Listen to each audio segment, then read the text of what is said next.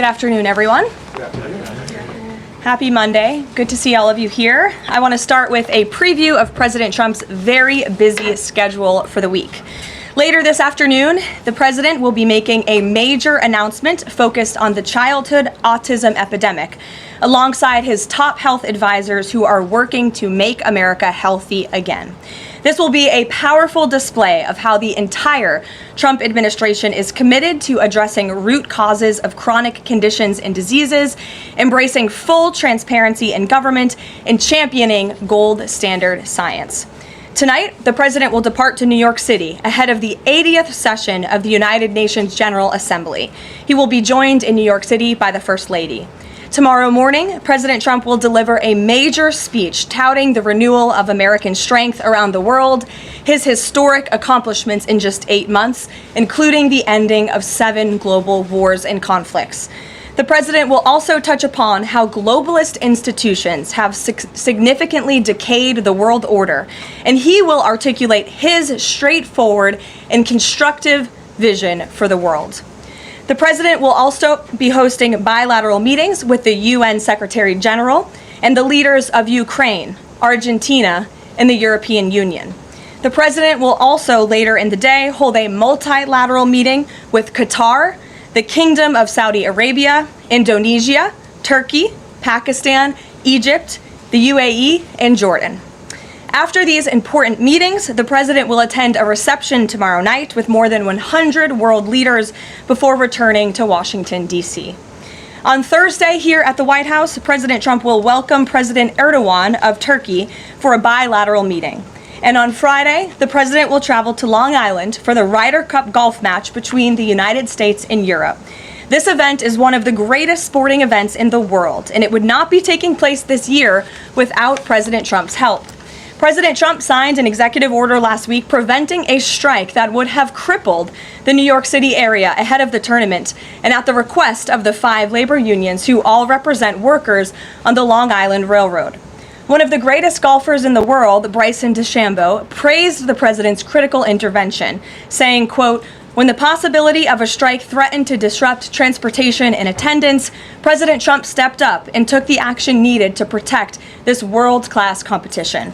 Thanks to President Trump's decisive leadership, the Ryder Cup experience will be everything fans and the golf community deserve. Again, that's a quote from the great golfer Bryson DeChambeau. Now let's all hope the American Ryder Cup team can take home the trophy.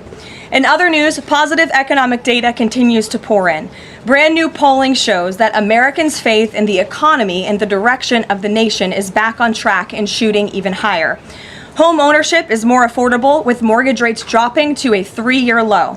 For new home buyers, this represents a $250 decline in your monthly mortgage payment, or nearly $3,000 a year. And President Trump has made it very clear he wants to continue to see mortgage rates decline to a record low, just like they did in his first term. Thanks to President Trump's unleashing energy dominance, gas prices are dropping, and Americans are spending the smallest share of their disposable income on gasoline since 2005. Additionally, the annual cost to own and operate a new vehicle is down by nearly 6% over the last year. Americans are earning more and they are spending more than ever before. After inflation outpaced for 26 straight months under Joe Biden, real wages have increased nearly every month since President Trump took office, with wages for blue-collar workers rising at the fastest rate in 6 decades. Retail sales are also booming, up 5% over last year, and the stock market is booming, and Americans' retirement accounts continue to do well, with the Dow, S&P 500, and NASDAQ all hitting new record highs. In fact, the S&P 500 is up nearly 15%, and the NASDAQ is up more than 21% since Election Day. As part of President Trump's mission to restore America as the manufacturing superpower of the world, he has secured nearly $9 trillion in U.S. investment, nearly 9 times more than Biden attracted in his entire 4-year term, and we expect that number to be upwards of $15 trillion very soon. We're already seeing the initial economic benefits of these investments, with industrial production recently rising to an all-time high. President Trump built the greatest economy in the history of the world in his first term, and we are witnessing him do it all over again. Now, before I open it up to questions, I do want to speak on the heinous political assassination of Charlie Kirk. As President Trump powerfully stated yesterday, this assassination was an attack on everything that makes the United States of America the greatest country on earth. But that attack has completely failed. The heartwarming response from the overwhelming majority of the American people over the past 2 weeks is all of the proof that you need. The assassin who took Charlie's life can destroy flesh and blood, but he can never destroy the values that Charlie stood for.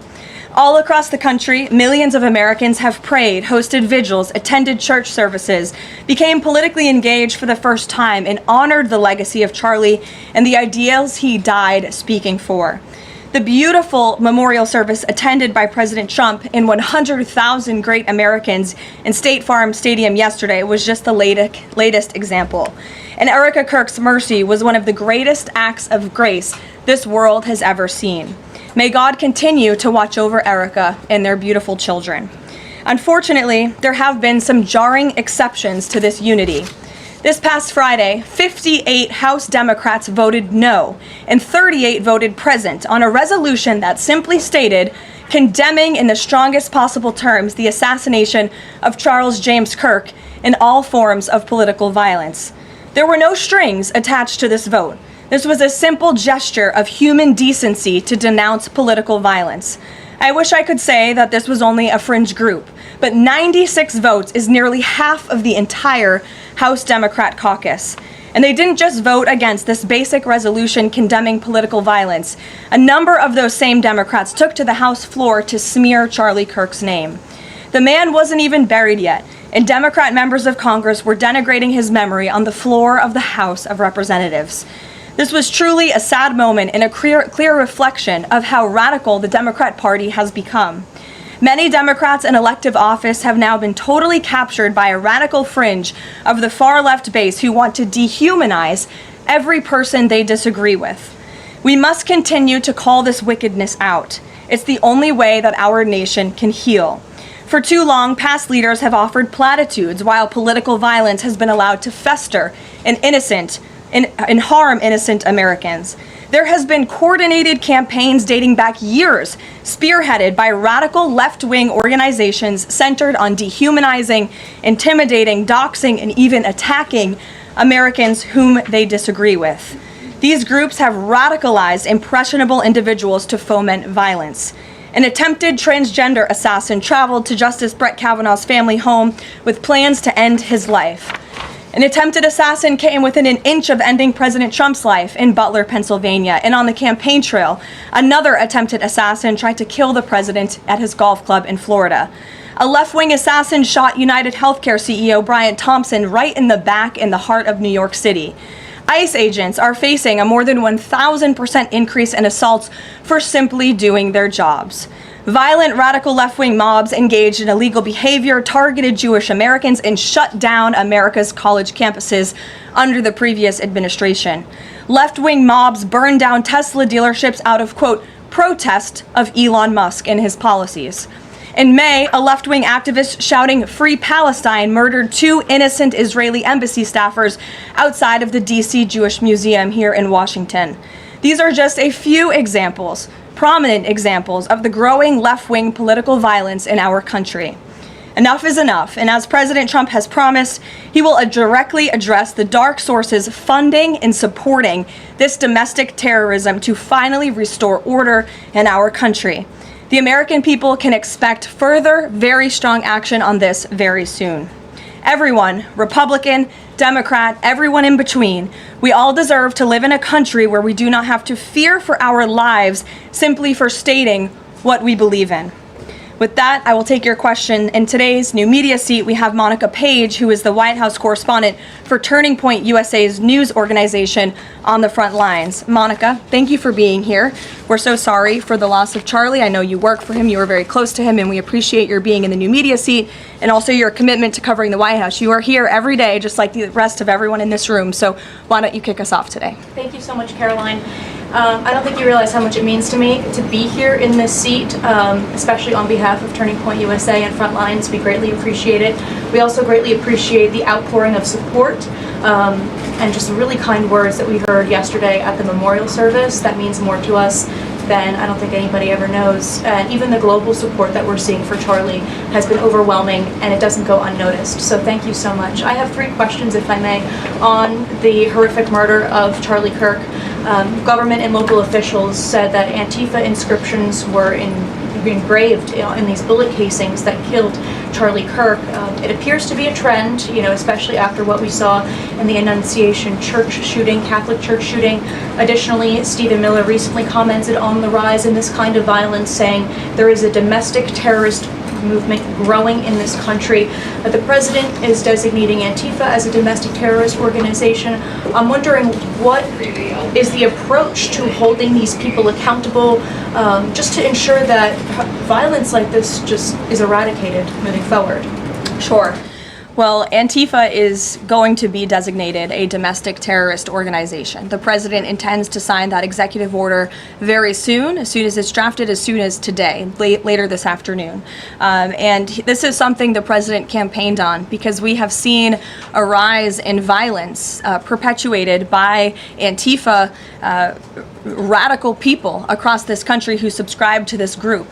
And unfortunately, it's gone widely uncovered by many in the legacy media. It also went completely ignored by the previous administration. Not anymore. Not only, as you mentioned, were the bullet casings subscribed with Antifa mottos, if you will, in the heinous assassination of Charlie, but there have also been more examples than I could read off for you here in this briefing room today of violence from Antifa. I will just read a few. In July 2025, several members of an Antifa cell ambushed and opened fire on officers at an ICE facility in Alvarado, Texas, shooting one officer in the neck. Also in July 2025, 3 Antifa members were charged with assaulting a police officer during a violent riot outside an ICE facility in Portland, which for weeks prior had been under siege from the local Antifa terror cell. In February 2024, a transgender Antifa terrorist detonated an explosive device outside of the office of the Republican Attorney General of Alabama. In July 2023, Antifa members linked to abortionist group Jane's Revenge firebombed pro-life facilities and vandalized churches. In January 2022, a suspected Antifa member was arrested for bringing a pipe bomb to a pro-Trump event. In January 2021, an Antifa supporter threatened to shoot police officers and Trump supporters outside of the Florida State Capitol building. Again, I could continue to list many more examples for those in the room who don't believe this is a serious threat to American safety and our national security, but this administration knows that it is. That's why the president will be signing this order. And we will also be, most importantly, looking at who is funding Antifa and who is funding these other violent left-wing groups that we've seen perpetuate so much crime and mayhem across our country. Thank you. And Charlie Kirk died exercising his First Amendment right, willingly debating, conversing with everybody and anybody. That was what he did. So what message does this White House have now to all Americans who feel like they are too afraid to express their beliefs, their values, their morals in the wake of such horrific violence? I think the president has answered this, and I will leave it to his response, Monica, where he so beautifully said, we have to keep fighting. We have to keep speaking up. We have to keep speaking our mind. I know that's what Charlie would want us to do. And we have a right to free speech in this country. The president supports it. It is protected by our beautiful Constitution. And Americans should not cower in fear. They should rise up in courage to continue speaking the truth.